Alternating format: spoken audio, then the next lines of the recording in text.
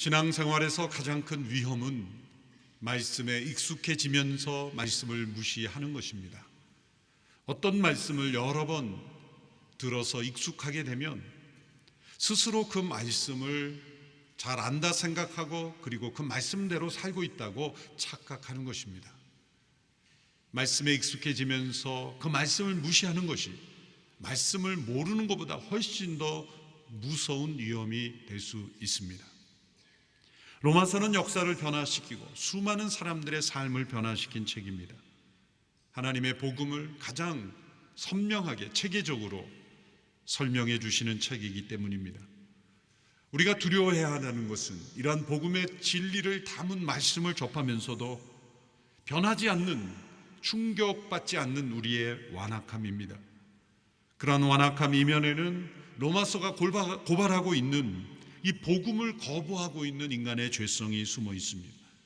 복음을 거부하는 죄성이란 무엇입니까? 자신의 행위와 자신의 자랑을 의지하며 하나님께서 은혜로 주시는 이 구원을 믿음으로 받아들이기를 거부하는 것입니다. 예수님을 믿는 성도들에게도 이러한 모습들이 여전히 존재합니다. 오직 은혜가 아닌 자신의 공로로, 믿음이 아닌 자신의 행위로 구원 얻은 것처럼 생각하며 신앙생활을 하는 것입니다. 우리는 이 로마서 말씀을 통하여 오직 하나님의 은혜로 얻은 이 구원에 대한 깊은 고백, 풍성한 감사가 회복되어야 할 줄로 믿습니다. 로마서의 주제는 예수 그리스도를 믿는 자들에게 오직 은혜로 구원을 주시는 하나님의 복음입니다. 죄 아래, 죄에 갇혀 있어 하나님의 진노와 심판을 피할 수 없는 인간을 하나님이 어떻게 구원하시는가에 대한 소식입니다. 죄인된 인간을 죄로부터 어떻게 건져내시는가, 하나님께서 그 구원을 준비하시고 행하셨다는 소식입니다. 예수 그리스도의 십자가와 부활을 통해서 인간의 모든 죄를 용서하시고 도만하셨다는 것입니다. 복음은 거기에 머물지 않습니다.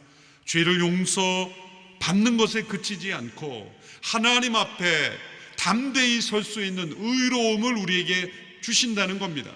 그 의로움을 통하여 하나님과 교제하며 더 나아가 하나님과 연합되는 데까지 나아가도록 하시는 것, 이것이 우리에게 주시는 구원입니다. 그러므로 죄 사함을 받는 것은 이 구원의 소극적인 측면입니다. 보다 더 적극적인 면은 의롭게 되는 것입니다. 하나님 앞에 담대하게 설 수 있는 의로움을 우리에게 주시는 것입니다. 예수님께서 우리의 죄를 용서받게 하기 위하여 십자가에서 속죄 제물이 되셨습니다.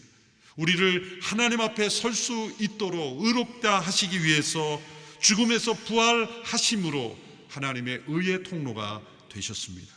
이 모든 일이 하나님의 은혜로 이루어졌습니다. 하나님의 은혜로 이루어진 이 일들에 대하여 우리가 어떻게 반응해야 합니까? 오직 믿음으로만 반응해야 합니다. 그런데 문제는 이 믿음의 문제가 있습니다. 사람들은, 타락한 인간에게는 하나님의 이 은혜를 믿음으로 반응하는 능력조차 없는 것입니다. 죄로 말미암아 파괴되었기 때문이죠. 오직 은혜로 주시는 이 구원의 복음을 사람들이 받아들이지 않는 가장 큰 이유는 무엇입니까? 그것은 앞서 말씀드린 대로 죄 아래, 죄에 갇혀 죄의 종이 되어 하나님의 진노와 심판을 피할 길이 없는 죄인이라는 것을 인정하지 않는 것입니다. 그러므로 믿지 않는 것입니다. 불신은 바로 죄의 가장 중요한 특징이죠. 하나님이 은혜로 우리를 구원하신다는 복음을 믿지 않는 것 그 자체가 그 믿음을 파괴하는 죄성, 그것은 곧 우리가 하나님의 진노와 심판 아래 있다는 것을 인정하지 않는 것입니다. 하나님의 진노와 심판이 불가피한 불의함이 자신 안에 있다는 것을 인정하지 않는 사람들은 도리어 하나님께 대하여 이런 질문을 던지며 회피하려 합니다. 하나님이 선하신 하나님이라면 어찌 진노할 수 있습니까? 하나님이 사랑이시라면 어찌 심판하십니까? 저는 천국을 만드신 하나님은 믿어도 지옥을 만드신 하나님은 믿고 싶지 않습니다. 하나님이 선하시고 의로우시고 그리고 사랑이시라면 그분은 왜 진노하시며 심판하시며 지옥을 만드신단 말입니까? 저는 그런 하나님 믿지 않습니다 라며 회피합니다. 그러나 이 말은 틀린 말입니다. 하나님이 진정 선하시다면 악에 대하여 진노하셔야 합니다. 그분이 정말 의로우시다면 심판하셔야 합니다. 그분이 진정 사랑이시라면 그분은 더러운 모든 것에 대하여 심판하시는 하나님이셔야만 합니다. 죄 아래 있는 인간의 상태, 하나님의 진노와 심판을 피할 길이 없는 인간의 상태를 깨닫게 하시려고 하나님이 율법을 주셨습니다. 먼저 유대인들에게 주셔서 그들이 먼저 죄인됨을 깨닫고 주변의 민족들에게 그것을 알리라고 주신 것이죠. 그러나 유대인들은 그거 율법을 채색하고 각색하고 왜곡하여 자신들을 의롭게 하는 수단으로 만들었습니다.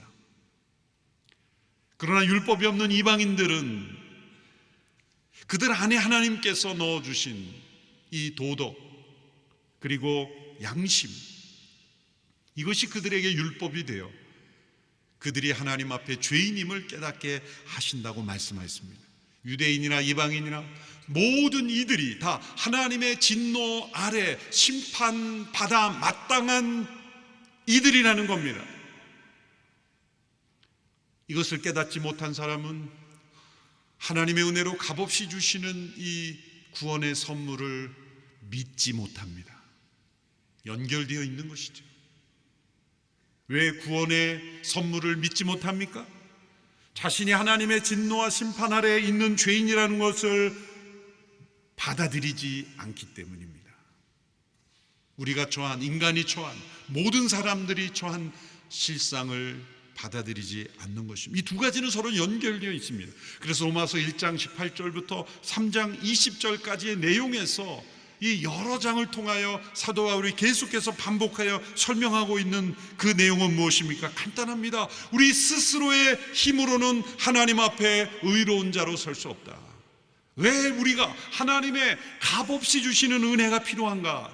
왜 하나님의 의가 우리에게 필요한가? 라는 것을 설명하고 있는 것입니다. 그것은 하나님 앞에 스스로 의로운 자로 설 수 있는 자는 아무도 없기 때문입니다. 이것이 로마서 3장 20절까지의 내용입니다. 복습한 겁니다. 오랫동안 휴가를 다녀오신 분을 위해서 다시 앞부분을 정리한 거죠. 이제 3장 21절부터 주제의 대전환이 시작이 됩니다. 3장 21절의 말씀을 함께 읽어보겠습니다. 시작. 그러나 이제는 율법과 별개로 하나님의 의가 나타났습니다. 이것은 율법과 예언자들이 증언한 것입니다. 그러나 이제는 새로운 시대가 왔다는 것입니다. 위대한 전환이 이루어졌다는 겁니다. 예수님께서 말씀하신 하나님 나라가 가까이 왔다는 것입니다. 이 세상 속에 구원이 임했다는 것입니다. 이 죽음의 세상 가운데 생명이 임했다는 것입니다. 하나님의 진노와 심판 가운데 유죄 판결이 내려진 인간들에게 이제 무죄의 선언이 주어지는 은혜가 임했다는 것입니다. 앞서 말씀드린 하나님의 진노와 심판을 피할 길이 없다는 것을 인정하지 않는 사람은 그러나 이제는 이라는 위대한 전환에 별 감격이 없습니다. 앞서 인간이 처한 나쁜 소식, 절망적인 상황을 깨닫지 않은 사람은 이 상황을 뒤집는 구원의 기쁜 소식에 대하여 전혀 반응할 이유가 없는 것입니다. 이제 하나님의 의가 나타났다. 이 하나님의 의는 사도 바울이 주장하는 것이 아닙니다. 이미 오래전부터 하나님이 역사 속에 구약의 사건 속에 이 하나님의 의가 도래할 것을 미리 예언하셨습니다. 22절의 말씀이죠. 22절 같이 읽습니다. 시작. 하나님의 의는 예수 그리스도를 믿는 믿음으로 인해 믿는 모든 사람에게 주어집니다. 거기에는 차별이 없습니다. 예수 그리스도를 믿는 사람에게 주어지는 하나님의 의가 있다는 겁니다. 이것은 율법과 별개로 주어지는 하나님의 의가 나타났다. 우리가 하나님의 의라고 말할 때 사람들이 생각할 것은 잘못한 것에 대한 처벌을 먼저 생각합니다. 의롭다고 할 때, 올바르다고 할 때 잘못된 것을, 구부러진 것을 바로잡는 것 맞습니다. 의입니다. 그래서 하나님의 진노와 심판이 있는 겁니다. 하나님은 의로우신 분이기에 그 거룩하신 하나님의 의 앞에 죄인된 인간은 반드시 진노와 심판 아래 처해 있는 것입니다. 하나님의 의 때문입니다. 왜 인간의 양심이 불안합니까? 왜 두렵습니까? 왜 불편합니까? 하나님이 우리를 의로운 존재로 만드셨기 때문이죠. 올바르지 않은 상태에 있으면 사람은 불안한 겁니다. 두려운 것입니다. 불편한 것입니다. 그것이 바로잡아야 되는 것입니다. 이러한 인간의 심리를 잘 이용하는 것들이 세상의 문화와 영화, 드라마죠. 영화나 드라마를 볼 때 옳지 않은 것이 바로잡아지지 않는다. 여러 드라마나 영화 속에 나오는 시나리오 속에 악인들, 옳지 않은 일을 계속하는 사람들이 마지막 끝에 성공으로 끝나면 그 영화 반드시 실패합니다. 대작이 될 수 없어요. 악인들이 악한 일을 계속하다 결국 승리했다. 그런 작품을 수많은 사람들이 과연 좋아할까? 역전이 있어야 합니다. 의의 승리가 있어야 합니다. 연약하지만 의를 붙잡는 이들이 승리하는 것을 모두가 왜 기뻐합니까? 사람들의 마음속에 의의 감정이 있는 겁니다. 하나님이 의로우신 분이기에 그 하나님의 공의로우심 때문에 우리에게 심판이 있습니다. 그래서 율법을 주신 거죠. 이 율법과 별개라는 것은 그렇게 인간이 잘못에 대하여 판단하고 바로잡으려는 그런 하나님의 의와 별개로 나타난 하나님의 의가 있다는 겁니다. 이 의는 무엇일까? 정죄와 심판으로 끝내는 의가 아니라 그것을 뛰어넘어 용서와 회복으로 바로잡는 의가 있다는 겁니다. 예수 그리스도의 십자가의 죽음으로 마땅히 심판받아야 할 이들이 심판받지 아니하고 그들을 대신한 예수 그리스도의 십자가로 그 심판을 예수님에게 쏟아부음으로 우리를 용서하시는 하나님의 의, 용서를 통해 나타난 하나님의 의, 그리고 그 용서를 통해 우리를 값없이 의롭다 하심으로 우리와의 관계를 회복하시는 하나님의 의가 나타났다는 겁니다. 율법 외에 나타난 하나님의 의예요. 마틴 루터는 오랫동안 하나님의 의라고 하면 율법적 의만 판단한 것이죠. 그래서 하나님 앞에 잘못했으면 벌을 받기에 잘못하지 않으려고 노력한 것입니다. 그것이 의로운 인생이라고 생각한 거죠. 맞습니다. 그러나 그 율법적인 의로는 하나님 앞에 설 자가 없다는 것이죠. 그러나 루터는 포기하지 않았습니다. 그는 자신이 그 시대에 가장 철저한 수도원에 들어가서 가장 철저한 수도자가 되기를 원했어요. 빌라도의 재판정에 있었다는 계단을 옮겨놓은 그 계단을 그는 무릎으로 기어 오르며 회개하며 또 기도했어요.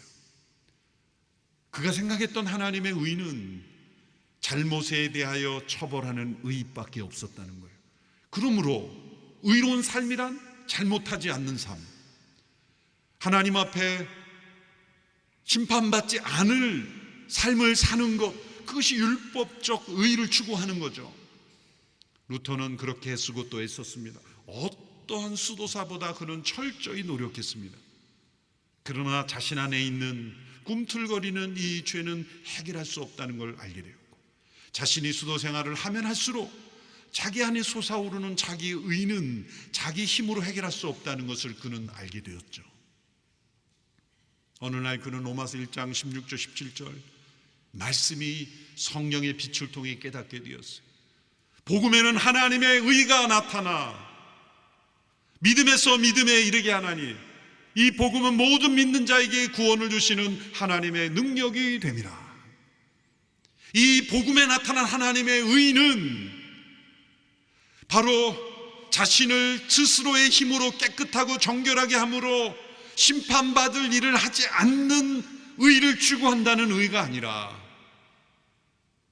우리의 어떠한 상황에도 불구하고 우리를 예수 그리스도 안에서 값없이 용서하시며 치유하시며 회복시키시는 하나님의 의, 용서를 기반으로 한 회복하시는 의, 우리가 여전히 불의한 가운데 있을지라도 먼저 의롭다고 선언하시며 의로운 자로 만들어 가시는 하나님의 의가 복음에 나타났다는 걸 그가 깨달은 거예요.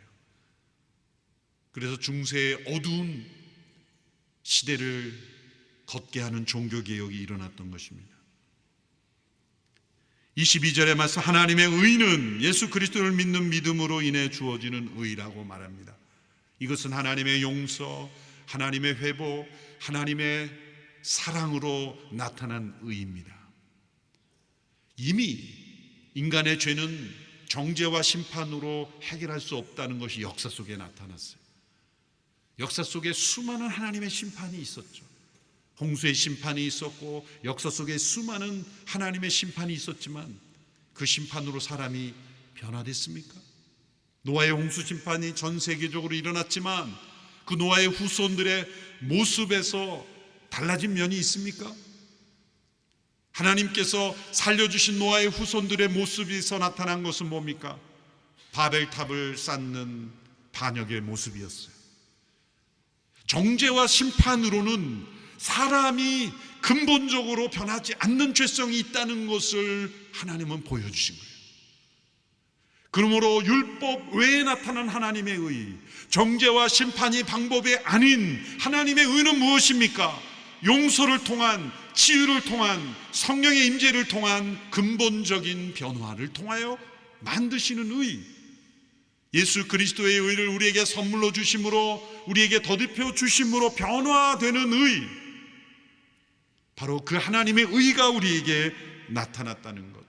그 의는 우리에게 어떻게 주어졌습니까? 예수 그리스도 그분이 행하신 일을 통해서 우리에게 주어졌다는 겁니다. 본문 23절부터 26절까지는 예수님께서 그 의가 우리에게 어떻게 이루어졌는지를 설명하고 있습니다. 먼저 23절, 24절의 말씀을 보십시오. 같이 읽겠습니다. 시작. 모든 사람이 죄를 지었으므로 하나님의 영광에 이르지 못합니다. 그러나 그리스도 예수 안에 있는 구속으로 인해 하나님의 은혜로 값없이 의롭다는 인정을 받았습니다. 하나님의 은혜로 값없이 의롭다 인정하시기 위해 예수님께서 우리에게 대하여 행하신 일, 그것이 바로 구속입니다. 구속. 하나님께서 우리를 값없이 의롭다 하시기 위해 첫 번째 행하신 우리에게 대한 구속, 두 번째, 그것은 하나님께 대하여 행한 일입니다. 25절, 26절의 말씀입니다. 같이 읽겠습니다. 시작. 하나님께서는 이 예수를 속죄제물로 내어주셨습니다. 의롭게 되는 것은 예수의 피를 믿음으로써 이루어집니다.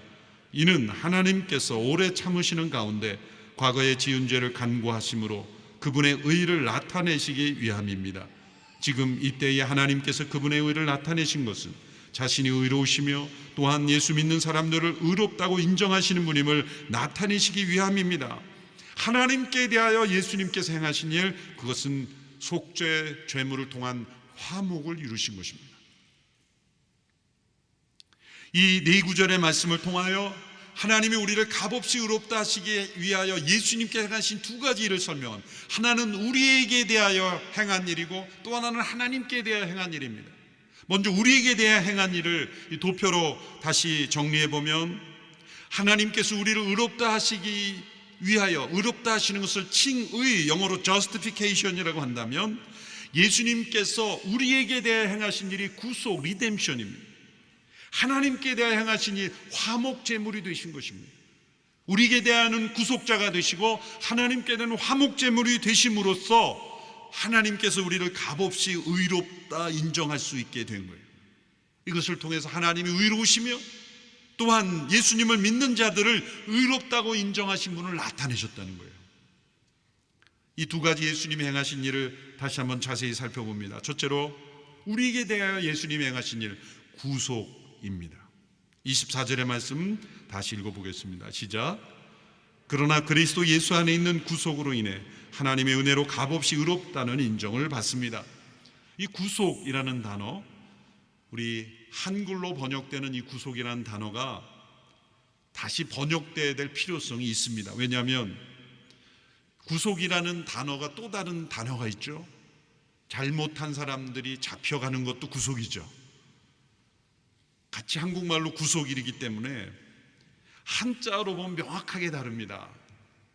예수 그리스도 안에 있는 이 구속은 그 한자의 그 단어를 풀어보면은 값을 지불하고 그 사람을 자유케 풀어준다는 의미가 명확하게 나타나요. 구원할 구자에 속이라는 건 값을 지불한다. 그래서 거기에 보면 한자에 보면 조개 패도 나오고 이렇게 어떤 값을 지불한다는 의미가 거기에 나와요. 그런데 잘못한 사람들이 오늘날에 검찰에 구속되는 것은 잘못한 대가로 갇혀있는 상태죠. 그런데 그리스도 안에 있는 구속은 정반대의 의미예요. 잘못된 상태로 구속된 사람이 대가가 지불되고 석방되는 것, 자유케 되는 것, 그것이 예수 그리스도 안에 있는 구속이에요. 그래서 한자 성경으로 읽지 못한 우리의 다음 세대들은 한자를 모르면, 그래서 성경 한자를 좀 알 필요가 있어요. 당분간은 번역이 새로 되기 전에는. 그렇지 않으면 우리의 다음 세대들이 이걸 읽으면서 그리스도 안에 있는 구속 잡혀 들어간다, 그렇게 생각하면 이해가 안 되는 거죠. 한글로만 읽으면 어려운 점이 있는 거예요. 영어로도 사실 마찬가지. 리뎀션이라는 말이 일상 용어가 아니거든요. 예수님께서 우리의 죄악된 종된 상태에서 우리가 죄의 감옥에 갇혀 종된 상태로 살아갈 때 예수님이 값을 지불하고 우리를 자유케 하셨다는 거예요. 구약 역사에서 예수님이 우리의 구속자가 됨을 설명하기 위해서 여러 제도와 문화를 통해 그림자처럼 보여주셨어요. 경제적인 문제로 노예가 되거나 또한 잘못을 져서 죄인이 될 경우에 가장 가까운 친척이 값을 지불하고 그 사람을 다시 자유케 할 수 있는 제도들이 있었다는 것이죠. 예수님께 십자가에서 7마디의 말씀을 남기셨는데 그중 한 말씀이 다 이루었다. 다 이루었다는 것은 헬라어로 테텔레스타이라는 단어입니다. 그 단어는 가장 많이 당시에 쓰여진 의미는 무엇이냐면 빚진 것을 다 갚았을 때 받는 영수증에 쓰여지는 단어가 테텔레스타이. 다 지불되었다. 영어로 all paid. 다 지불되었다. 그것은 얼마나 자유케 합니까? 예수님께 십자가에 못 박혀 죽으실 때 이 죽음은 너희들의 모든 죄값을 다 지불한 것이다. 너희들의 죄값은 지불되었다. 그러므로 너희들은 내 안에서 자유할 수 있다 라는 선언인 거예요. 내가 너희를 구속하였다. 그런 메시지를 남기신 거죠. 예수님이 우리의 구속자가 되셨기에 하나님은 우리를 값없이 의롭다 하실 수 있게 된 거예요. 예수님이 우리를 위하여 그 보혈로 우리의 죄값을 지불하시는 구속자가 되지 않으셨다면 하나님은 우리 의롭다 여기실 수가 없는 거예요. 하나님의 용서는 눈 감아주는 용서가 아닙니다. 모른 척 해주시는 용서가 아닙니다. 값을 지불한 용서입니다. 둘째로 하나님께 대하여 예수님이 행하신 일, 그것은 화목제물이 되셨습니다. 25절의 말씀 같이 읽겠습니다. 시작. 하나님께서는 예수를 속죄제물로 내어주셨습니다. 의롭게 되는 것은 예수의 피를 믿음으로써 이루어집니다. 속죄제물 혹은 화목제물로 번역이 되는데, 예수님의 십자가의 죽음은 우리에게 대한 구속자가 되는 것입니다. 하나님께 대하여서는 하나님과 화목할 수 있는 길을 열어주시는 제물이 되신 것입니다. 하나님은 우리 인간이 스스로 하나님과 관계를 회복할 수 없음을 말씀해 주셨습니다. 최초의 인물이었던 아담과 하와가 하나님 앞에 죄를 범했을 때 그들 스스로 나뭇잎으로 부끄러움과 수치와 두려움을 가리려고 나아갔죠. 하나님은 그들의 나뭇잎으로 만든 옷을 벗기시고 가죽 옷으로 입혀주셨어요. 가죽 옷이 질기고 단단해서 오래가기 때문에 입혀주신 게 아니에요. 가죽이라는 의미 속에는 한 생명이 희생되어야 함을 말씀하시는 거예요. 한 생명의 죽음이 너희의 죄를 덮고 너희의 부끄러움과 수치와 나와의 관계를 회복하는 유일한 길이라는 것을 이미 아담과 하와에게 말씀하셨어요. 이 가죽옷의 계시가 구약의 수많은 제사의 계시로 나타나죠. 레위기의 5가지 제사, 번제, 소제, 화목제, 속건제, 속죄제라는 이 5가지의 기본 제사 틀을 통해서 우리 인간은 하나님 앞에 피 흘림의 제물이 있어야 된다, 이 죄를 용서하실 수 있는 희생이 있어야 된다는 걸 말씀하셨습니다. 예수님이 오시기 전까지는 수많은 제물을 통하여 인간의 죄를 대신하는 그런 제사를 드렸지만, 이제 예수 그리스도를 통해서 한 번 드려진 영원한 제사를 통하여 그분이 우리의 화목제물이 되셨다는 겁니다. 화목제는 이 5가지 제사 중에 제물을 드리는 자가 하나님과 제사장과 함께 음식을 나누는 제사입니다. 유일하게 제물을 드리는 자가 함께 먹을 것이 있는 제사예요. 오후 2시에 오신 분에게 특별히 보너스로 설명해 드리는 건데, 번제는 완전히 불태우는 거예요. 그래서 제물을 드리는 자가 국물도 없습니다. 완전히 불태워 하나님께만 드리는 거예요. 소제는 곡식으로만 바꿔서 완전히 불태우는 거예요. 일부 제사장에게만 분깃이 가지만, 번제는 제사장에게도 아무것도 없어요. 완전히 불태우는 burnt offering, 완전히 불태우는 거예요. 하나님께만 드려지는 헌신의 의미죠. 소제는 일부 제사장에게는 돌아가지만 소제가 곡식이에요. 화목제는 예물을 드리는 자, 제사장 모두가 함께 나누어 먹을 것이죠. 왜 그런 의미를 제사에 포함되었을까요? 화목과 교제의 회복을 의미하는 것입니다. 예수님께서 만찬을 마지막 나누시면서 제자들과 함께 만찬의 마지막에 자신의 살과 피를 의미하는 떡과 잔을 통해 성찬을 제정하신 것, 그것은 바로 자신이 하나님의 화목제물이심을 밝히신 거예요. 예수님을 먹고 마신다는 것, 그것은 예수님 우리의 화목제물이 되시기에 그분을 믿는 자들은 그분 안에서 그분과 연합함으로 하나님 앞에 의롭게 되며 하나님과 교제할 수 있게 된다는 거예요. 예수님 안에서 우리는 하나님과 교제할 수 있는 거예요. 그래서 예수님의 이름으로 기도하고 예수님 안에서 우리는 하나님 앞에 당당히 나아갈 수 있는 것입니다. 하나님과 교제할 수 있는 화목제물이 예수님이 되신 거예요. 그래서 이 2가지 일로 인해서 하나님은 우리를 의롭다 인정하실 수가 있는 겁니다. 이는 오직 하나님의 은혜로 주시는, 값없이 주시는 선물이에요. 값없이 주시는 선물이라고 값없는 게 아닙니다. 이 칭의가 우리 편에서는 값없이 주어지는 것이지만 하나님 편에서는 이루 말할 수 없이 값진 대가를 지불하는 거죠. 독생자 예수 그리스도의 보혈의 대가입니다. 하나님의 은혜는 값싼 은혜가 아닙니다. 매우 값비싼 은혜입니다. 이 값비싼 은혜가 우리에게 값없이 주어지는 거예요. 그래서 사람들이 믿지 못하는 거예요. 너무나 값진 은혜가 우리에게 주어지고 우리에게 거저 주어지고 믿음으로만 받아들여야 하는 은혜이기에 사람들은 믿지 않는 겁니다. 사람들은 자신이 무엇인가를 행함으로 거기에 대가가 이루어진 것을 더 정확하다고 말합니다. 그리고 사람들의 마음속에, 뇌리 속에 계속 맴도는 말은 무엇입니까? 세상에 공짜는 없다, 거저 주는 건 없다. 그런 말이 필요한 사람들이 있죠. 수고하지 않고 얻으려고, 행운만을 얻으려고 하는 사람들은 꼭 필요한 말입니다. 일리는 있습니다. 진리는 아니에요. 세상에 공짜는 없다, 그것은 일리 있는 말이지 진리는 아니에요. 모든 면에 맞는 거예요. 왜? 여러분, 우리가 가장 소중하다고 여기는 우리의 생명이 우리가 무엇을 지불해서 얻었습니까? 우리가 마음껏 숨쉬는 이 공기와 마음껏 누리는 산과 바다, 우리가 무엇을 지불했기에 누립니까? 코로나 팬데믹 가운데 코로나 확진 속에 중증까지 갔다가 살아나오신 분이, 치료받고 나오신 분이 그런 간증한 거 들었습니다. 산소가 그렇게 비싼 줄 몰랐다.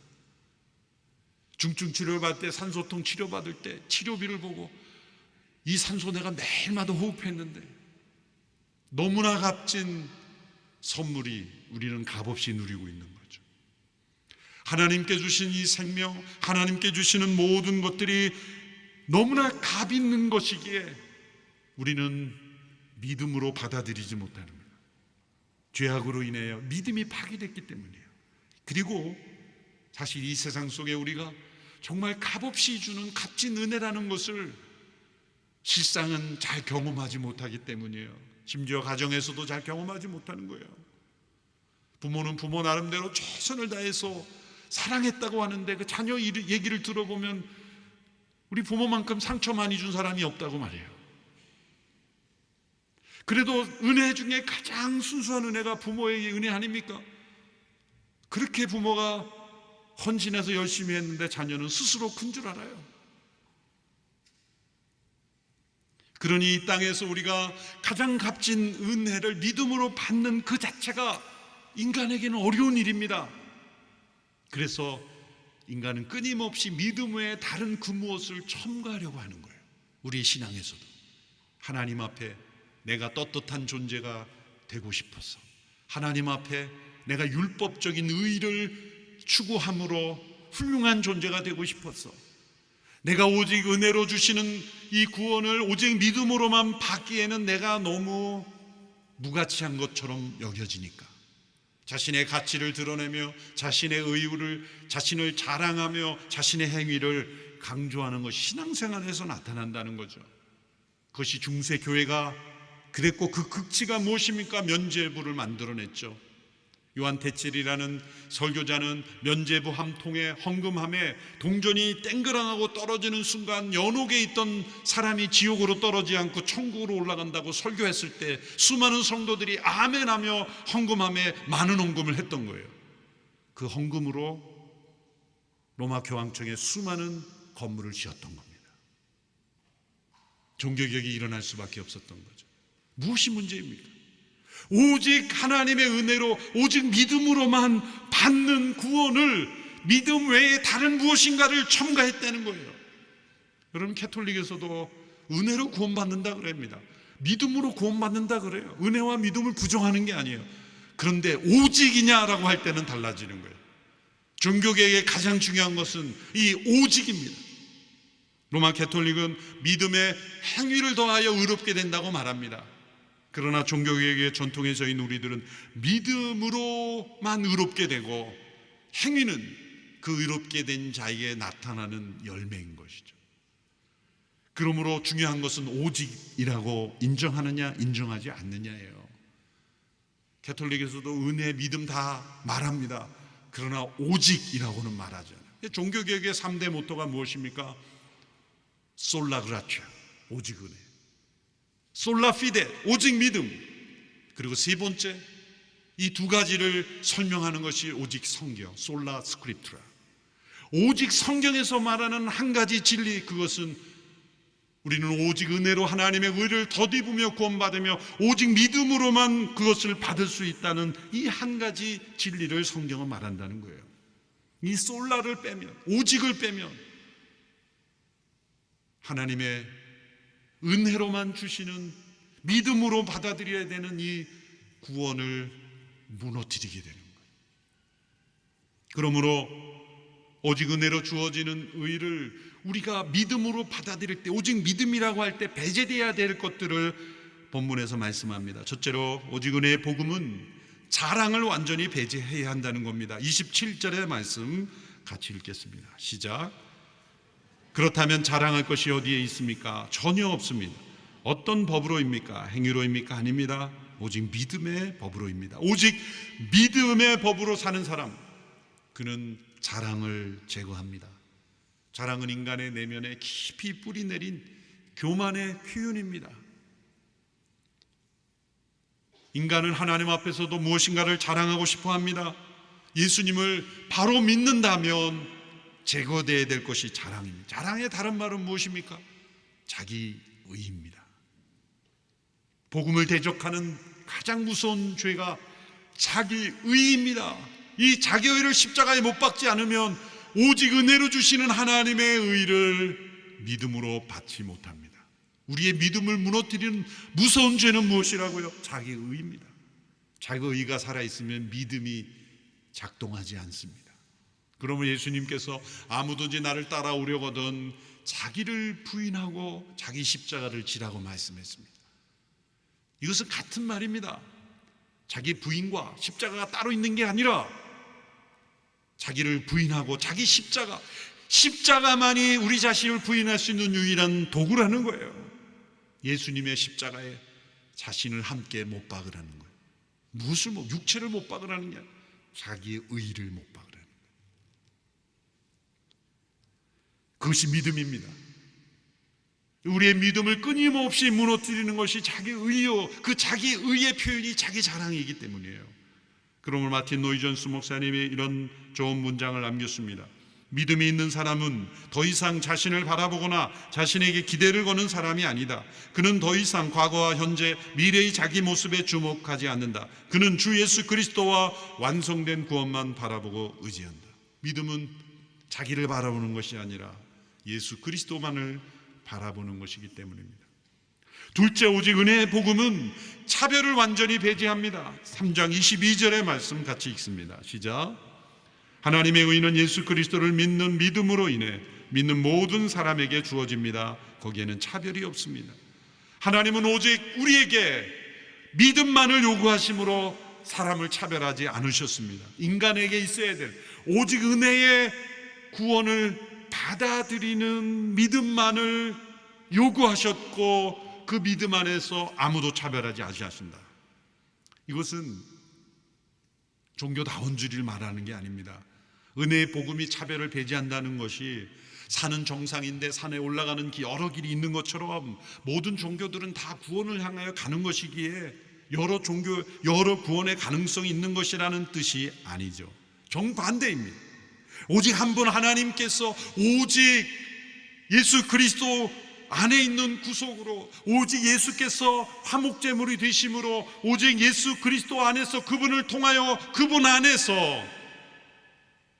우리로 주시는 하나님의 의이기, 우리는 오직 믿음으로 받아들이는 이 구원의 유일한 방법 안에서 우리를 차별하지 않으신다는 거예요. 이 믿음 안에서 누구도 인간에게 있는 어떤 조건, 어떠한 요소도 차별의 요소가 되지 못한다는 거예요. 그것만 바라보신다는 거예요. 그것만 찾으신다는 거예요. 하나님이 우리를 영원한 나라로 인도하실 때 이 땅에서 얼마나 많은 업적을 했느냐, 얼마나 많은 돈을 벌었느냐, 얼마나 사람들에게 영향을 미쳤는가, 그거로 우리를 평가하지 아니하시고 우리에게 오직 한 가지만을 요구하신다는 거예요. 너는 십자가에 자신을 못 박았는가? 예수 그리스도 그분을 믿었느냐? 그 한 가지만을 보신다는 거예요. 그래야 공평하지 않습니까? 그래야 진짜 은혜가 아닙니까? 이 세상에 있는 어떤 조건도 거기에 포함될 수 없는 하나님의 구원의 방법 아닙니까? 그것이 어떤 종교든 어떤 사상이든 다 구원에 이룰 수 있다는 종교다운 줄을 말하는 게 아니에요. 차별이 없다는 이 단어만 가지고 누구도 차별할 수 없다, 누구도 모두 다 하나님의 자녀라고 말할 수 있습니까? 미국의 찰스 스윈돌 목사님이 자신의 친구가 출석하는 샌프란시스코 한 교회를 방문했던 이야기가 있습니다. 그 교회를 방문했을 때 교회 로비에 여러 사람들의 초상화가 걸려 있었어요. 인도의 유명한 간디부터 시작을 해서 링컨, 워싱턴, 여러 유명한 사람들이, 초상화들이 다 전 세계 유명한 사람들이 다 걸려 있으며 그 밑에 청동 글씨로 이렇게 말씀이 적혀 있었다는 거예요. 너희가 다, 그리고 점점점점점 생략이 된 거죠, 뭔가. 그리고 하나님의 아들이 되었으니. 그건 뭡니까? 이 초상화에 걸려 있는 모두가 다 하나님의 자녀라는 거죠. 스윈돌 목사님이 딱 보고 불편한 마음을 가지고 예배에 참석하고, 그 교회 설교 시간에는 예수님도 단지 그 초상화에 걸려 있는 사람 중에 한 사람인 것처럼 설교하는 걸 두고 매우 불편해서 예배를 마치고 로비에 내려와서 그 친구에게 말했습니다. 물었습니다. 초상화 밑에 있는 이 말씀, 여기에 생략된 요 점점점에 원래 있는 내용을 당신은 아냐? 갈라디아에서 나오는 말씀인데 여기에 생략된 말씀을 다 읽으면 바로 이런 말씀이야. 너희가 다 믿음으로 말미암아 그리스도 예수 안에서 하나님의 아들이 되었으니. 요 부분만 싹 빼서 점점점점 생략하고 너희가 다 하나님의 자녀가 되었으니 그러니 듣기는 너무나 좋죠. 다 하나님의 자녀들이다. 차별하지 말라. 이렇게 왜곡해서는 안 되는 거죠. 하나님께서는 오직 예수 그리스도 그분을 통해서만, 그분 안에서만 하나님의 자녀가 되게 하십니다. 그리고 그분을 통해 주시는 은혜는 우리가 믿음으로 받아들이는데 아무런 조건이나 제약이나 사전 단계가 없습니다. 그러므로 진정 아무도 차별하지 않는 하나님의 은혜는 오직 예수님을 믿음으로 얻는 구원의 은혜인 것입니다. 오늘 말씀을 정리하면 다음에 네 문장으로 정리될 수 있습니다. 첫째로, 하나님께서는 사람이 스스로 소유하지 못하는 하나님의 의를 사람들에게 선물로 주셨다는 것. 둘째로, 이 하나님의 의는 오직 하나님의 은혜로 주어지는 것이며 받을 자격이 없는 이들에게 주어졌다는 것입니다. 셋째로, 이 하나님의 의는 오직 예수 그리스도의 행하신 일을 통해서만 주어졌다는 것입니다. 넷째로, 이 하나님의 의는 오직 믿음으로서만 우리에게 주어진다는 거예요. 그러므로 오직 은혜 그리고 오직 믿음, 이것은 서로 연결되는 하나님의 구원의 방도인 것입니다.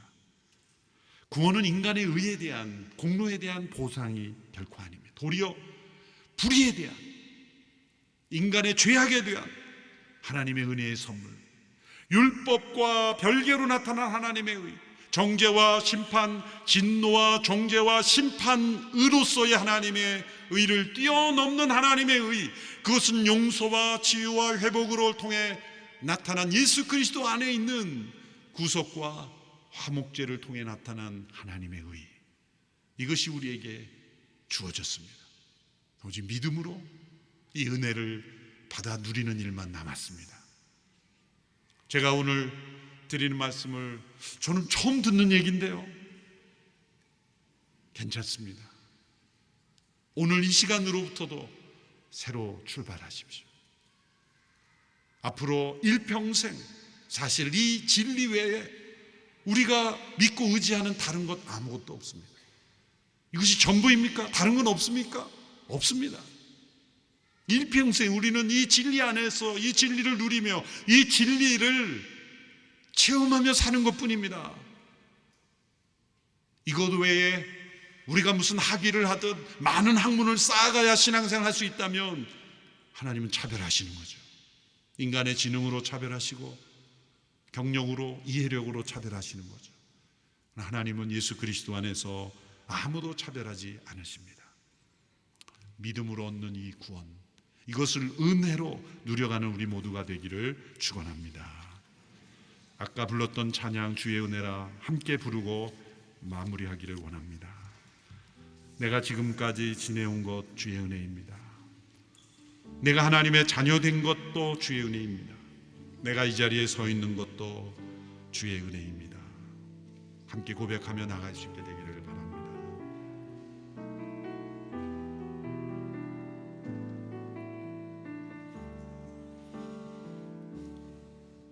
내가 지금까지 지내온 것은 주의 은혜라, 주의 은혜라. 지금까지 지내온 것은, 내가 하나님의 자녀 된 것은, 내가 하나님의 자녀 된 것은 주의 은혜라, 주의 은혜라. 하나님의 자녀 된 것은 주의 은혜라, 주의 은혜라, 주의 은혜라, 주의 은혜라. 지금까지 지내온 것은 주의 은혜라, 주의 은혜라. 지금까지 지내온 것은, 내가 이 자리에 서 있는 것은 주의 은혜라. 내가 이 자리에 서 있는 것은 주의 은혜라, 주의 은혜라. 이 자리에 서 있는 것은 주의 은혜라, 주의 은혜라, 주의 은혜라. 이 자리에 서 있는 것은 주의 은혜라, 주의 은혜라. 이 자리에 서 있는 것은 오직 하나님의 은혜뿐임을 잊어버리고 나 자신에 의해 사로잡혀 공로의식 행위에 율법적인 신앙에 빠져 하나님 앞에 스스로 의롭게 될 수 있는 존재인 것처럼 그렇게 살아왔던 죄를 용서하여 주시옵소서. 이제 나타난 하나님의 의, 값없이 예수 그리스도 안에서 우리를 의롭다 하시는 하나님의 의가 우리의 생명과 소망이 되게 하여 주시옵소서. 믿음으로만 하나님 앞에 나가게 하여 주시옵소서. 예수님의 이름으로 기도합나이다.